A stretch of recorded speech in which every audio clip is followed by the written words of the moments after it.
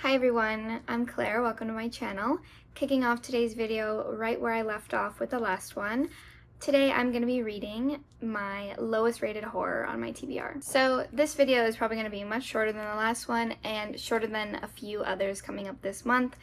It just so happens that the lowest rated books in horror on my physical TBR are novellas, all three of them. So that ended up being very interesting, but I'm honestly not surprised because I think novellas usually get worse ratings, just like how nonfiction usually, in my opinion, gets higher ratings than fiction. First up, we have Night of the Mannequins by Stephen Graham Jones. This has a 3.3 on Goodreads as of October 9th. 2025. This is the third lowest rated on my physical TBR. The second lowest rated is Coup de Grace by Sophia Adram. This has a 3.06 as of today's date, and the lowest rated by far is Cassandra Kha's Nothing But Blackened Teeth. This has a 2.64 on Goodreads, which is incredibly low. I rarely see books go below a 3, and even then going below a 3.3 is also quite rare. I'm just going to go over the books with you really quickly because they're all under 150 pages. I'm going to kind of set them up. I haven't started any of them technically, but I'm going to give you an overview of every book, all three of these books, and then I'm just going to cut to the end after I've read them and give you my final thoughts on them. I feel like updating you midway, I'm not gonna really have a lot to say given that they're so short. So Night of the Mannequins says on the back, one last laugh for the summer as it winds down, one last prank just to scare a friend. Bringing a mannequin into a theater is just some harmless fun, right? Until it wakes up, until it starts killing. There is a little bit more, but I'm gonna leave it at that because I think that is a fun, interesting premise. So I'm excited to read that one. Coup de Grace says, let's see.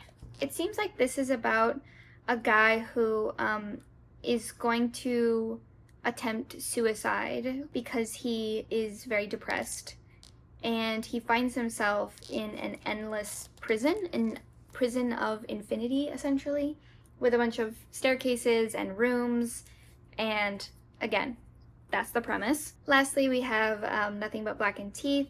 This is following 5 friends. I don't even know why I'm holding this up. I'm not reading it. It's following 5 friends, 2 of which are getting married.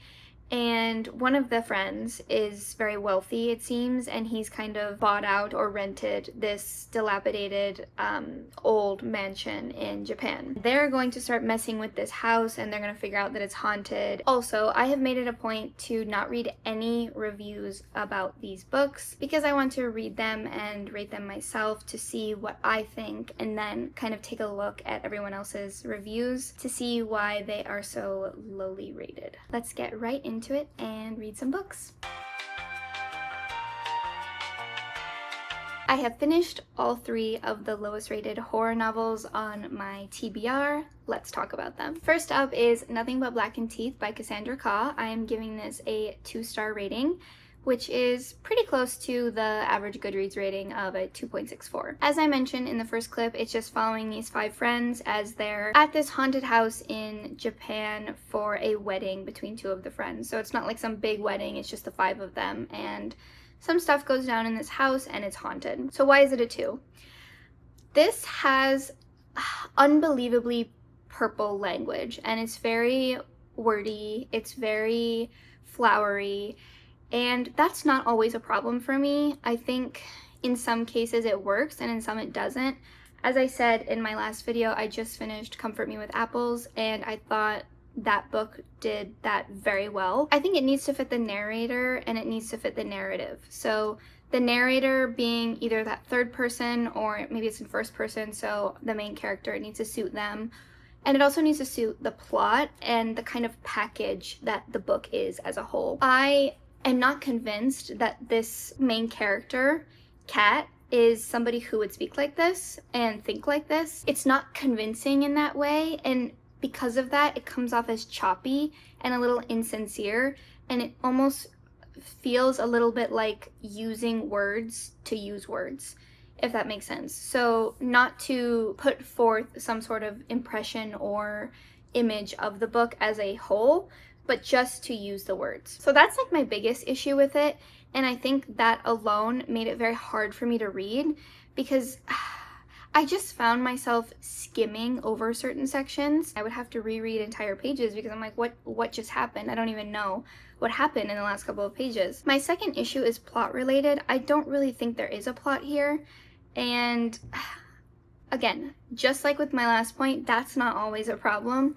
But with this book, I think there needs to be a plot because there's no character development either. It's just kind of like stream of consciousness. Yeah, it just wasn't for me. But I looked through the reviews and I read some positive and some negative, and I definitely think this is for some people. I think before you read it, maybe you should look at some of the positive reviews to see if this would be the kind of novel that you're into. The negative reviews were kind of heavily focused on the two things that I was just speaking about, mainly the language and the writing style. So for that book, I tend to agree with the masses. Now, the second book was Coup de Grace by Sophia Adram. This one had a 3.06 on Goodreads, still does. I am going to be giving this one a 4.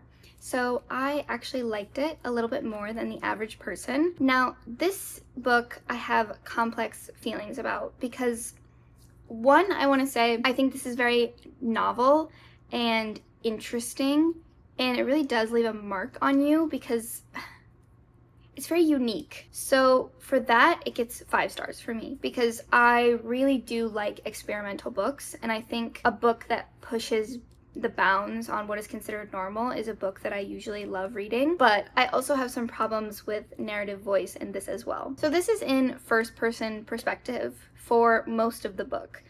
We eventually get a huge major fourth wall break where it's this first person main character speaking directly to the reader. I think this would have worked better in a third person perspective or in an ambiguous narrator. The language in this is also very purple and very flowery, just like the last book.